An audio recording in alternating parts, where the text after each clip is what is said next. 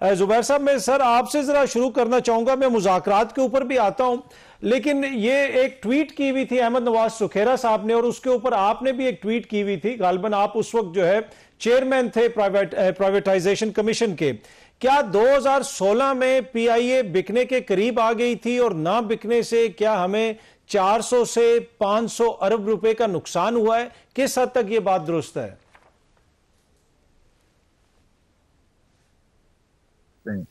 Tweet में सुखैरा साहब ने की थी, जो सेक्रेटरी थे प्राइवेटाइजेशन कमीशन के उस दौरान 3 साल तक, जब मैं प्राइवेटाइजेशन मिनिस्टर था।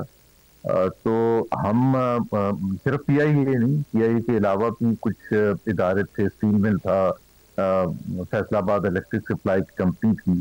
ये इसकी तकरीबन आप समझ लीजिए कि ये जो प्रोसेस होता है निष्कारी का, ये कोई 1-2 हफ्ते या 2-3 महीने की बात नहीं होती, ये 2-2.5 साल की बात होती है। आप स्टार्ट करते हैं, अपॉइंट करते हैं बोर्ड के अप्रूवल से फाइनेंशियल एडवाइजर्स को, जो कि ग्लोबल इन्वेस्टमेंट बैंक से लीड कर रहे होते हैं। उसमें चार्टर्ड अकाउंटेंसी, मतलब बहुत प्रोफेशनली कॉम्प्लेक्स वर्क होता है। वो ड्यू डिलिजेंस प्रोसेस रन करते हैं, उसमें जाहिर सी बात है बड़ा टाइम लगता है।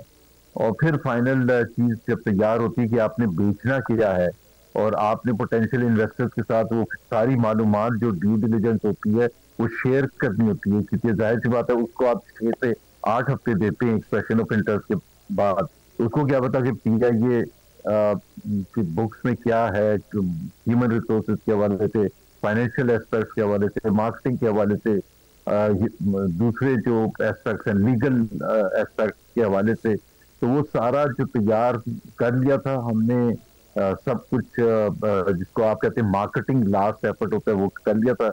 एक्सप्रेशन ऑफ इंटरेस्ट आना था, पीआईए की बात कर रहा हूं मैं, which is the final thing कि आप फिर वो तैयार करते हैं और बिड्स पोटेंशियल इन्वेस्टर्स को इन्वाइट करते हैं। तो उससे एक, चूंकि पीआईए के सिलसिले में पीआईए उस वक्त रन कर रहा था 1956 एक्ट के तहत, और उसको लॉ को चेंज करने की जरूरत थी। उस पुराने लॉ के तहत आप हुकूमत शेयर्स नहीं दे सकती थी 25% से ज्यादा, मेरा ख्याल है as far as I remember, to anyone other than the government. तो वो लॉ चेंज करना था, इसलिए पार्लियामेंट्री कमेटी बनी थी। उसमें तमाम ऑपोजिशन जमातें थी, पीटीआई थी, पीपल्स पार्टी थी, शेख रशीद साहब थे, ओनिकॉन जो अवामी मुस्लिम लीग और जमात इस्लामी भी थी, जो ऑपोजिशन की जमातें थी उस वक्त पार्लियामेंट में। और उनके साथ कोई मेरे ख्याल है हमारे 8 या 10 बैठक हुई थी, और ये लास्ट मीटिंग थी। और इस लास्ट मीटिंग जो खैरा साहब ने लिखी बिल्कुल सही लिखी। ठीक, और उसके बाद फिर पाकिस्तान को 400 से 500 अरब रुपए का नुकसान हुआ। अगर उस वक्त बिक जाती तो आपका ख्याल है कि ये नुकसान ना होता? Would you agree with this?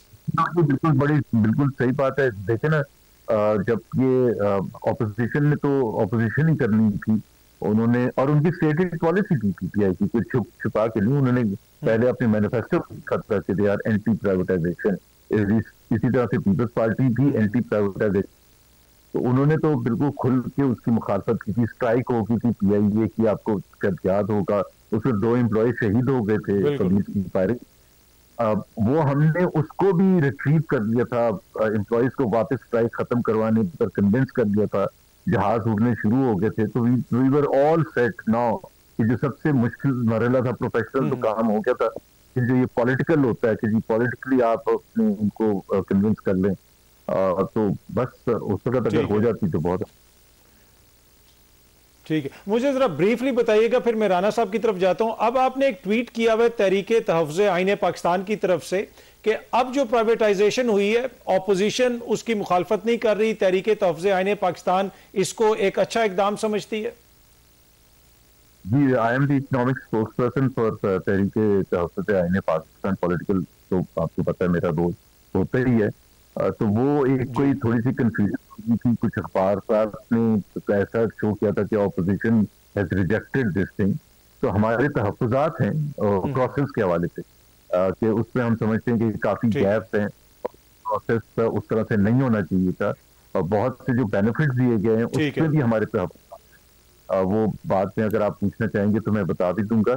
लेकिन एज अ थिंग प्राइवेटाइजेशन होनी चाहिए या नहीं होनी चाहिए, बिल्कुल दिया सपोर्टिव होता है। अच्छा जुबैर साहब, तहरीक तहफ़्ज़ आईन पाकिस्तान के पास क्या गारंटी है कि खान साहब आपकी बात अगर कोई तय होती है तो वो मान जाएंगे? आप ये भी कह रहे हैं कि हम जाके उनसे साइन करवा लेंगे, लेकिन जो अभी राना साहब ने फरमाया तो बात तो वो ठीक कर रहे थे, इनकी अपनी जमात कह रही है कि भाई हमने कोई मुज़ाकरात नहीं करने, और आपका जो इत्तेहाद है उसमें सबसे बड़ा जो इत्तेहादी है वो तो तहरीक इंसाफ वाले हैं। तो क्या गारंटी है कि खान साहब जो है, आप अगर कोई मुज़ाकरात आगे बढ़ाते हैं तो वो आपके साथ चलेंगे? बिल्कुल क्लियर गारंटी है। देखें, जो कुछ लोग होते हैं, जिस तरह जब हमने ऑफर दी थी तो अता ताज ने उसको डिसमिस कर दिया था। तो हर पॉलिटिकल पार्टी में या सिस्टम में, ग्रुप में कोई ना कोई हॉक्स भी होते हैं जो कि अपने बयान देते हैं। बात बड़ी सिंपल है, अगर हुकूमत को इंटरेस्ट है तो इसको अपॉर्चुनिटी के तौर पर ले, और वो बड़ा सिंपल है। पीटीआई, जैसे बिल्कुल एहसान ने सही कहा, इस पार्ट ऑफ तहरीक तहफ़्फ़ुज़ आईन पाकिस्तान, और उसमें बड़ा उनका सरगर्म रोल है। They are the major political party. और असद कैसर साहब जो पीटीआई के सीनियर लीडर हैं, he general secretary of Tehreek Tahaffuz Aeen Pakistan. इसी तरह से सलमान राजा हैं, इसकी तरफ से बैरिस्टर गौर हैं।